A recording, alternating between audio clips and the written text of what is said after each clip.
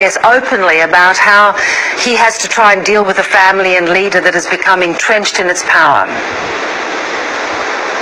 The speech was made several years ago, and it was public, and it was also been shared widely on the internet.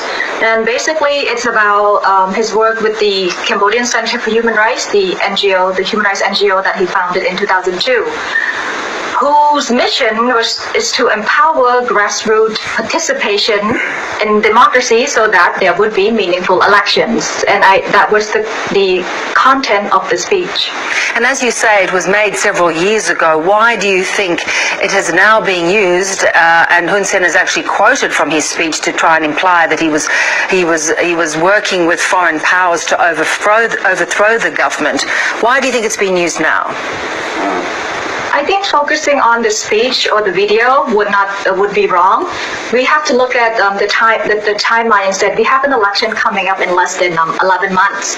And this is a blatant and clumsy move by Hun Sen himself to remove his only challenger in the country right now before election.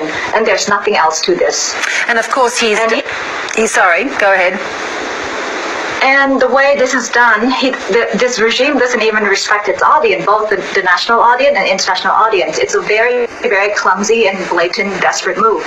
Tell us about how local people are reacting to what's happening to, as you say, any kind of opposition force.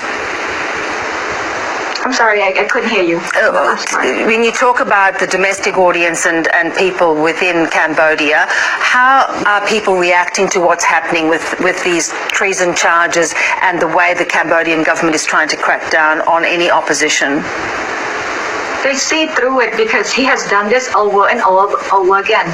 The current ruling party, the current government, always has been using the court to silence dissent, whether it's in civil society, in opposition politics, or even in the media. So this has been done before.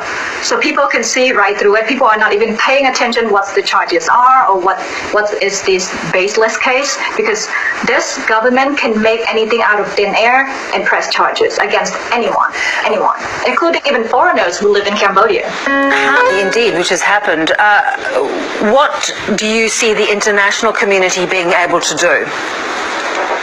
I think they understand the situation perfectly clear. It's a matter of political will and timing. They have to calculate what kind of pressure they need to apply and when to apply them.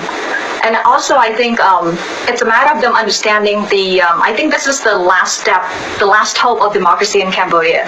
If the international community is just going to watch this and let the situation persist, I don't think that we would ever see the light in Cambodia in the next 30 to 50 years. I don't think people would again be I don't think the Cambodian people again would have the hope once more, because this is their last hope. 2018 election is the Cambodian people's last hope. If we cannot make sure that this election is free and fair and legitimate, I don't think the Cambodian people would believe in democratic means for change again. Yeah. And that would create instability not only in Cambodia, but obviously it would affect the region as well. And your father has said that there won't be a replacement leader put in place. Why not?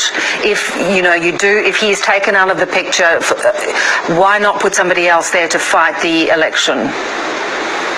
Because the reason why he is in jail right now, it is because the ruling party, the current government, is trying to cripple, to remove anybody who's in the position of leadership in the CNRP, in our party. So it doesn't matter who's in position of leadership, that person will face the same fate. They will either be locked up, or they would have to submit to the ruling party, weaken the CNRP, that our existence would only be there to legitimize the election.